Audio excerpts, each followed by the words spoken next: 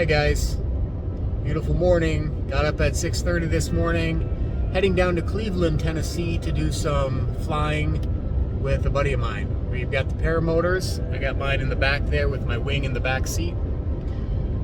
We had some horrendous storms come through last night, actually throughout the whole day yesterday, so things are pretty wet. But that storm cleared out and left for some pretty good flying conditions. So pretty excited. It's been about a month since I've been out. So we should be there in about a half an hour, and this is a new location both of us are flying from. It's actually this guy's father-in-law has some land that he said we could fly off of. So let's see how that goes. Looks like the sun is coming up behind us. Awesome day.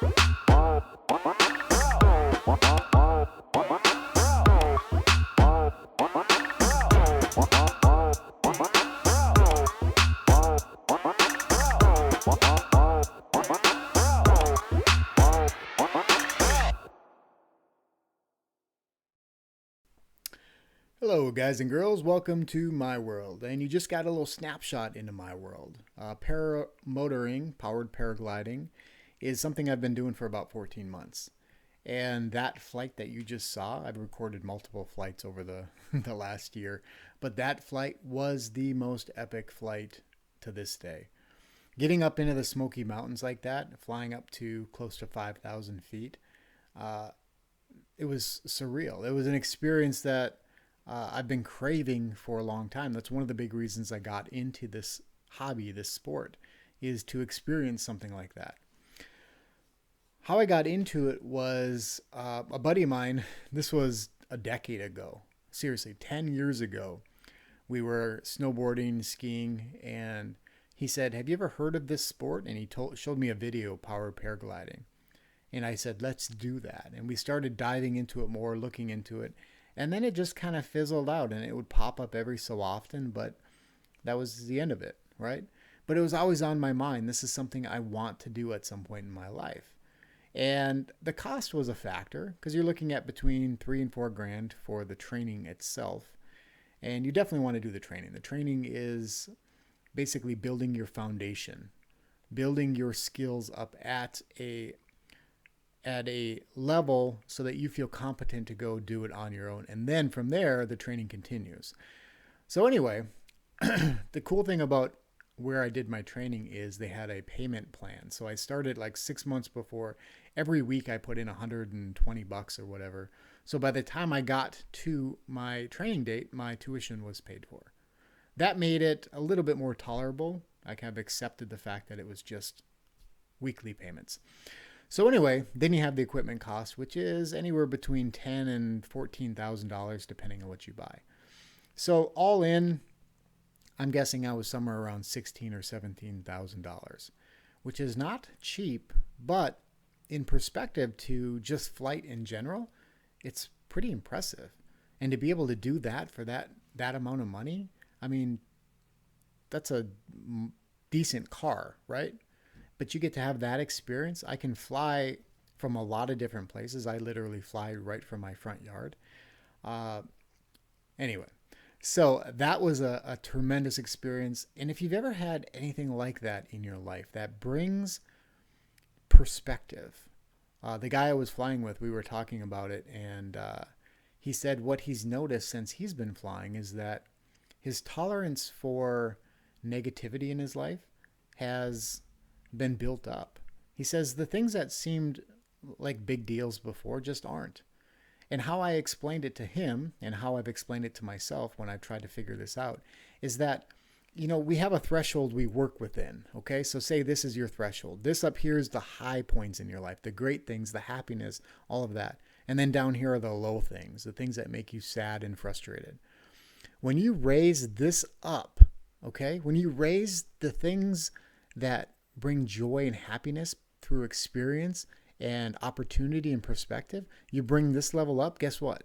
This one down here goes up with it because your threshold stays the same. So it's all moving like this.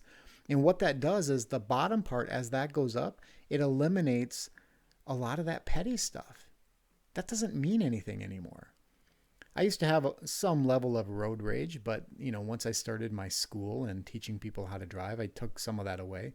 But now it's even less. Even the petty things in relationships, petty things between friends, petty things with neighbors, whatever the case, it doesn't affect you the same way anymore because I've raised that bar up so high now with an experience like that, with all the experiences I've had with powered paragliding, as well as the cool people I've met. It just takes away that bottom edge. So look for something in your life that brings that level of passion and excitement. You'll see a world of difference just with your perspective and that twist, that change in mindset. Now, that brings me to our topic today, which is reprogramming our brain. Reprogramming our brain is probably one of the most challenging things mentally that you're going to face because think of that program's been in place. It's been building for however many years. All right, I'm 45 years old, and I'm going to use the analogy of a home, okay, when we're talking about the reprogram. So our home, I'm a 45-year-old home, has an exterior, an interior. It's got a structure that you typically can't even see, right? The walls that are behind, the framework that's behind the drywall and the siding. Then you've got the foundation that it's built on, okay? So our foundation is basically like our upbringing, right? Childhood, our adolescence, teenage years, all that kind of stuff. So our home, for me as a 45-year-old home, could be amazingly built. Say I had the best parents in the world and I had the best education and influences and good experiences and struggles, and it all just gave me a foundation that was solid, right? And then I started to build a home on top of that. I got a good job. I had good relationships. I had good people in my life. And the home that was built on top of that already amazing foundation was impressive in itself. At the age of 45 or even 70 years old, I'm going to have a very impressive home because of all the work that went into the early stages and development of that home. On the flip side, if your home started out with a poor foundation, your upbringing was poor, you didn't have the best parents, maybe they weren't around much, maybe they had habits that got passed on to you, they didn't care about your emotional security, they didn't care about financial security in the home, you barely made it through high school, whatever the case is, you can imagine how even a nice home put on a crappy foundation can cause problems down the road, right? And I use that analogy because, first of all, I built a home. I understand how important all of those steps are. But when I compare that to a life, it's the same way. Now, I've got twin daughters, and they're 12. And how I've been building them up to this age. Everybody was warning me. They're like, oh, just wait. Hormones are going to kick in. You're going to have teenage girls. They're going to drive you nuts. And I've tried to explain to them that I'm hopeful, I don't always like that word, but I'm hopeful that the steps I've made throughout the process, it's not just each year's a new year, 1, 2, 3, 4, 5, and, you deal with, child development. You build children, right? I'm building a foundation for them. I've taught them things when they were 2, 3 years old that they still implement into their life now. And that's part of our job as parents. Unfortunately, we as adults now, we don't have any control over that. Whatever your upbringing was is what it is. That's what you're stuck with now. But that doesn't mean we're stuck with a certain state of mind. It's just going to be difficult. It's going to be more difficult. If I'm a 45-year-old home and my foundation is crap, rebuilding this home, rebuilding myself into a solid structure that's going to last another 5 or 6 decades is going to take more work. That's just how it goes. If you've got an awesome foundation, but the house that was built on top was not built very well, maybe once you got out of high school and you started college, you made a bunch of poor choices and you didn't work hard, you got lazy, you traveled, you spent all your money, you wasted, and now you have nothing. Well, you've got a good foundation to work from. Now you just got to go back and build that structure up a little bit stronger. You see what I mean? So that's what I like about this analogy. So we're going to go back as far as we need to go back. If you need to go back to the foundation, you need to go back to the foundation. And that's usually where speaking with a counselor, addressing things with people in your past, your parents, the people who maybe have hurt you in your past, getting through those demons, getting past that so that you can move on and then start building your mind back up. Okay? So I'm going to talk about my experiences because, well, that's really all I know. All right? Your experiences might be different, but hopefully what I'm sharing with you will help you figure out a way to break down your problems and then repair them so that they're stronger. I've had situations in relationships, and traditionally my partners have not enjoyed this process. But we dive deep into issues. If we've had issues that have been going on for years, I'm going to go all the way back and talk about why those issues are what they are. And I've had many people say, not many, I haven't had that many relationships, but I've had people say, let's just forget the past. Why do we have to keep going back to this? It's because that has never been resolved. And until that's resolved, you can never move past it. You can't. Let's say that you were sexually assaulted as a child, okay, you're 8 years old and an uncle assaults you. Even if it's just they're let me use an example that is kind of sad, but let me use this as an example. Let's imagine when you were 8 years old, you were molested, okay? And this was by an uncle. You know that happened, and in your mind, you might be able to say, okay, it happened. It is what it is. I'm ready to move on. I don't want to think about it anymore. It's over. It's done. Resolving that might require you to confront this person. All right? If they were never confronted or nothing bad has ever happened to them for it, you're continuously going to be holding on to that. They're out there living their life. They've done this to you. They've probably done it to other people. And even though you don't want to think about it, you don't want to deal with that, it's important for you to move on, to confront that person. And in my opinion, if that happened to me, it did not. But if it did, I would want to confront them. And I would want them to know how their decision impacted me.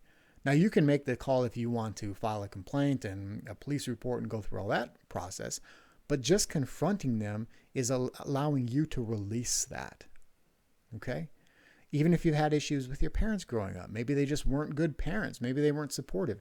You need to talk to them about that. All right? And part of reprogramming is putting yourself first. You have to be first. We spend so much time, a lot of us spend so much time worrying about other people's feelings, worrying about them. And I will admit that I've fallen into that myself.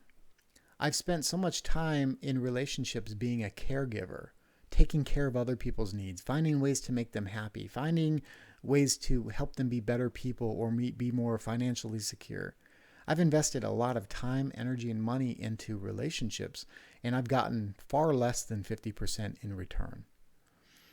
Now, we all kind of have our threshold there as well, right? I expect at least 50% in return. I don't expect people to do everything that I do because I feel like I do a lot for people that I care about. But 50% seems like a pretty reasonable exchange, right? I'll give you 100%, You give me 50% return and we can be happy.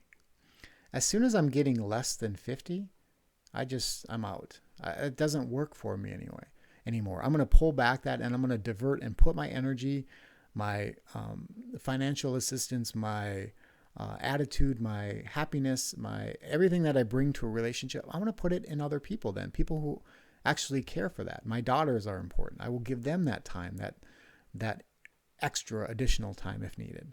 Friendships, activities, myself. Okay?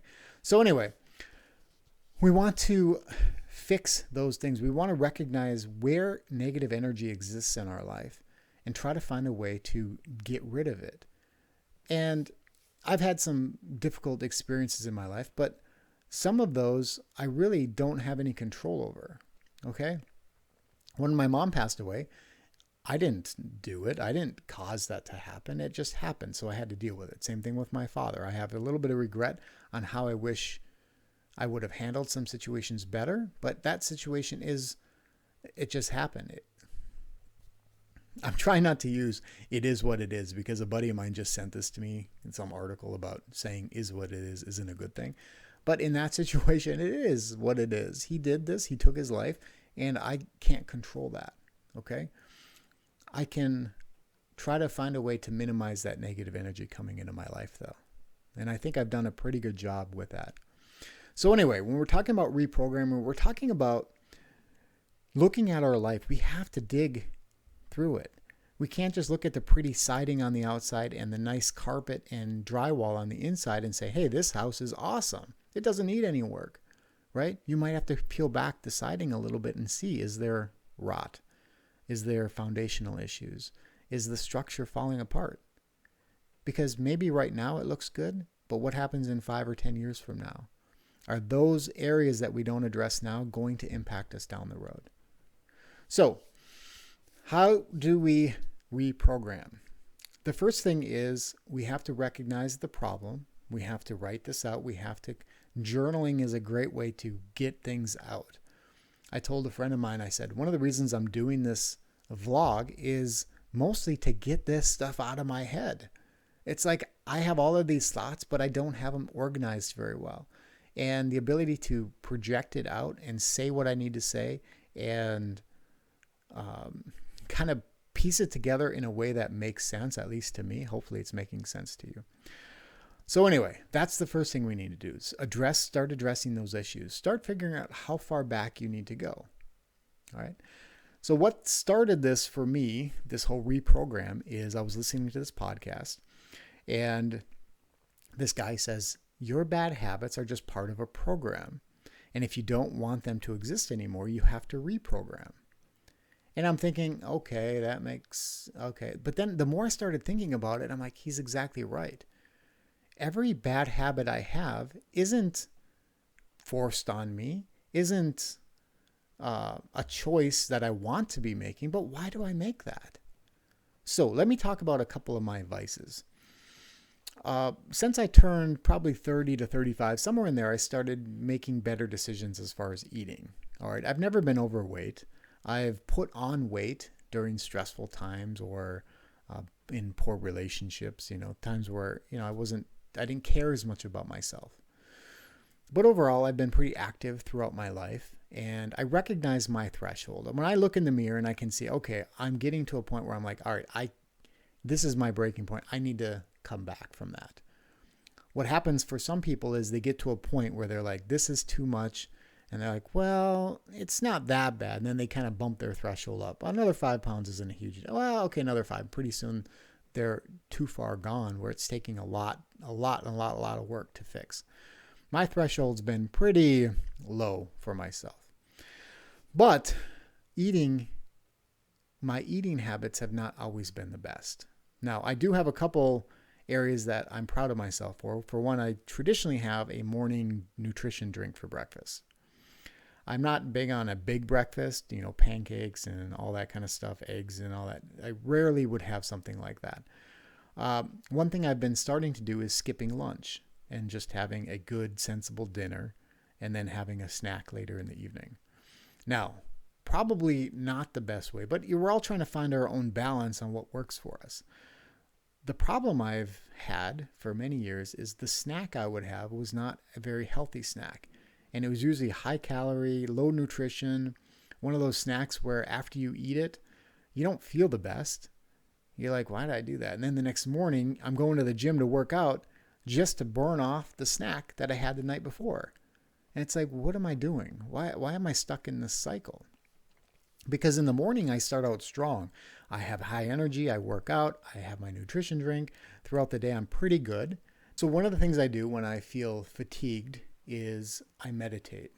Traditionally, I would think I needed food. So I would be looking for something to eat. I'm like, I'm tired. Give me something. Sometimes it wouldn't be anything good. Like I'd have a Snickers bar thinking, oh, the calories and the sugar will boost up my energy. What I've found over the years is that doesn't help. Honestly, it just puts me into a pattern of eating more poorly throughout the day. So part of the reprogram is doing a meditation instead. So what I do is I lay flat on the ground. I close my eyes, I put my headphones in, and I listen to some relaxing music. Now, if it's midday and it's really sunny out, I'll actually wear like an eye mask so it keeps it dark. And what I'm doing during this time is trying to get my mind to relax, trying to get my body to settle. And what'll happen is I'll feel my weight of my body start pushing down into the floor. And it's funny, it's like you can actually feel your heaviness going down into the floor. And that's when I know I'm getting into that state of mind that I need to be. So when I come out of this, I don't feel hungry. I don't feel the need for a sugar rush. I feel energized. I can get back into my day and get back into my groove of accomplishment. What can I take on today? So because it's such a short period of time, during your lunch break, you should easily be able to do this in your car. Sit back, turn some music on, just close your eyes and relax for a little bit. Get your brain back into that state it needs to be at. I remember listening to this guy. He said, when you're tired is when you make some of the worst decisions. You maybe might lash out at somebody. You will eat something that you shouldn't eat. You will drink a bunch of caffeine thinking that's what you need, coffee.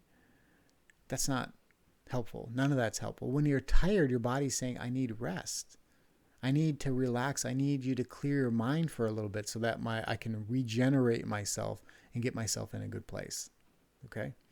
So that's a big start for me, is reprogramming my mind so that when I'm feeling a certain way, I react in a different way than I would traditionally react.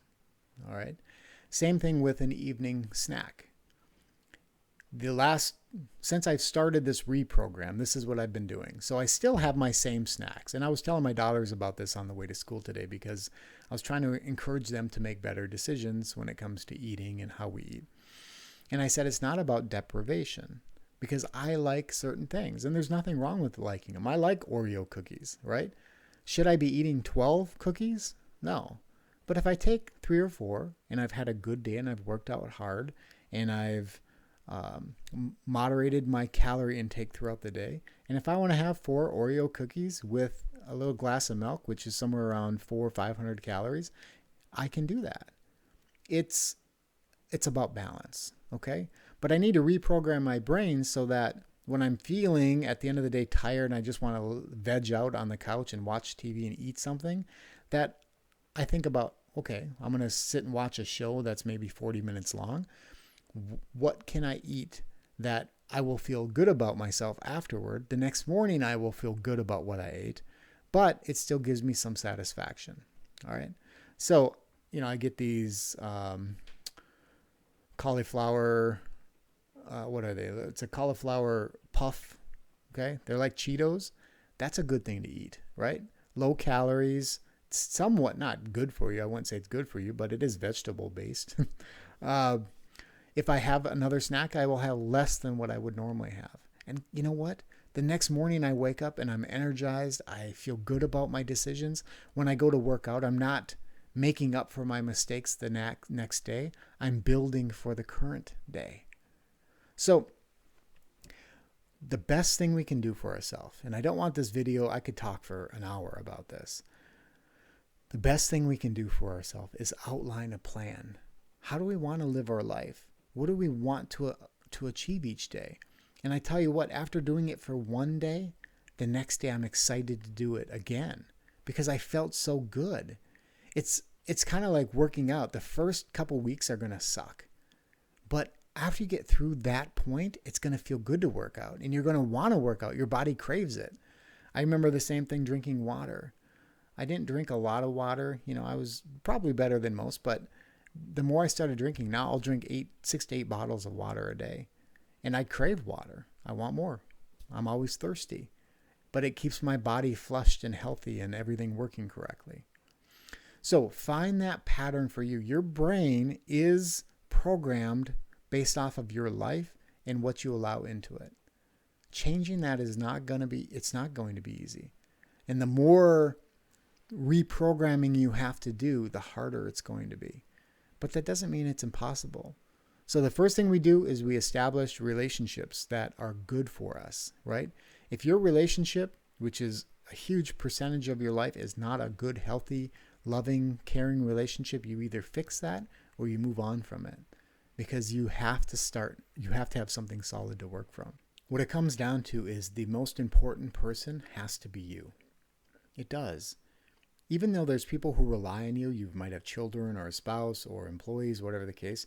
If I'm not 100%, I can't be what I need to be for other people.